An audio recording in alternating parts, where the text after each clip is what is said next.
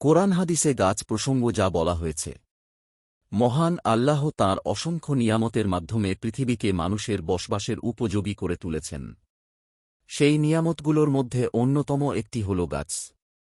এর মাধ্যমে মানুষের অক্সিজেন, খাদ্য, আসবাব, পশু পাখির আশ্রয়, পরিবেশের ভারসাম্য, প্রাকৃতিক সৌন্দর্য এবং অসংখ্য প্রাণের জীবনধারণের সঙ্গে জড়িয়ে আছে। তাই ইসলাম গাছকে শুধু একটি উদ্ভিদ হিসেবে নয়, বরং আল্লাহর এক মহা নিয়ামত এবং মানব কল্যাণের মাধ্যম হিসেবে বিবেচনা করেছে। নিম্নে গাছ প্রসঙ্গে পবিত্র কোরআন ও হাদিসে আসা কিছু বিষয় তুলে ধরা হল। রিজিকের অন্যতম উৎস। গাছের মাধ্যমে মহান আল্লাহ তাঁর বিভিন্ন মাখলুকের রিজিকের ব্যবস্থা করেন, যার মধ্যে মানুষ, পশু পাখি, পোকামাকড় সবই অন্তর্ভুক্ত।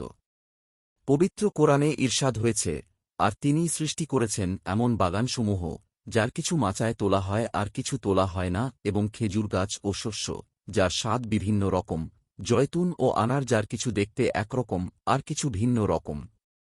তোমরা তার ফল থেকে আহার করো যখন তা ফলদান করে, এবং ফল কাটার দিনেই তার হক দিয়ে দাও। আর অপচয় করো না, নিশ্চয়ই তিনি অপচয়কারীদের ভালোবাসেন না। সূরা আনাম আয়াত 141। অন্য আয়াতে মহান আল্লাহ বলেছেন, অতঃপর তাতে আমি উৎপন্ন করি শস্য, আঙুর ও শাকসবুজি, জয়তুন ও খেজুর বন, ঘনবৃক্ষ শোভিত বাগবাগিচা, আর ফল ও তৃণগুল্ম, তোমাদের ও তোমাদের চতুষ্পদ জন্তুগুলোর জীবনোপকরণ স্বরূপ। সূরা আবাসা আয়াত 27-32। এ আয়াতগুলো স্পষ্টভাবে জানিয়ে দেয়, গাছ শুধু মানুষের নয়, পশু পাখির রিজিকেরও অন্যতম উৎস। মানুষের ব্যবহারিক কল্যাণের মাধ্যম। মহান আল্লাহ গাছের মাধ্যমে তাঁর বান্দাদের ব্যবহারিক কল্যাণের ব্যবস্থা করেন।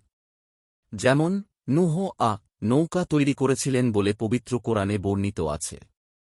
ইরশাদ হয়েছে, আর আমি তাকে, নূহকে, কাঠ ও পেরেক নির্মিত নৌযানে আরোহণ করালাম। সূরা কামার আয়াত 13। একইভাবে জ্বালানিরও গুরুত্বপূর্ণ একটি উৎস কাঠ। পবিত্র কোরআনে ইরশাদ হয়েছে, যিনি সবুজ বৃক্ষ থেকে তোমাদের জন্য আগুন তৈরি করেছেন, ফলে তা থেকে তোমরা আগুন জ্বালাও। সূরা ইয়াসিন আয়াত 80। এ আয়াতগুলো মানুষের দৈনন্দিন জীবনে গাছের বহুমুখী উপকারিতার প্রতি ইঙ্গিত দেয়। বর্তমান যুগে আমাদের ব্যবহৃত বহু জিনিস এমন আছে, যার উৎস মূলত গাছ।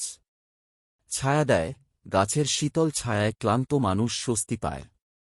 শারীরিক সুস্থতা ও মানসিক প্রফুল্লতায়ও গাছ বিশেষ ভূমিকা রাখে। মহান আল্লাহ যখন ইউনুস কে মাছের পেট থেকে নাজাত দিয়েছিলেন, তখন তাকে ছায়া দেওয়ার জন্য তাৎক্ষণিক একটি ছায়াদার গাছ উদ্গত করেছিলেন। পবিত্র কোরআনে ইরশাদ হয়েছে, অতঃপর আমি তাকে তৃণলতাহীন প্রান্তরে নিক্ষেপ করলাম এবং সে ছিল অসুস্থ। অতঃপর আমি তার ওপর লাউকুমরা জাতীয় লতাপাতাযুক্ত একটা গাছ বের করে দিলাম। সূরা সাফফাত আয়াত 145-146। পরিবেশ রক্ষায় উপকারী। পবিত্র কোরআনে ইরশাদ হয়েছে, আর তোমরা জমিনে ফাসাদ করো না তার সংশোধনের পর, এবং তাকে ডাকো ভয় ও আশা নিয়ে। নিশ্চয় আল্লাহর রহমত সৎকর্মশীলদের নিকটবর্তী। সূরা আরাফ আয়াত 56। কোনো তাফসিরবিদের মতে এই আয়াত পরিবেশ ধ্বংস, বন উজাড়, প্রাকৃতিক সম্পদের অপব্যবহারসহ সব ধরনের ফাসাদ, বিপর্যয় থেকে বিরত থাকারও একটি মৌলিক নীতি প্রদান করে। গাছ লাগালে সৎকার সওয়াব। গাছ যেহেতু বহুভাবে মানুষের জীবন ও কল্যাণের সঙ্গে জড়িত, তাই সহিহ নিয়তে তা রোপণ করা ও পরিচর্যা করারও বিশেষ সওয়াব রয়েছে।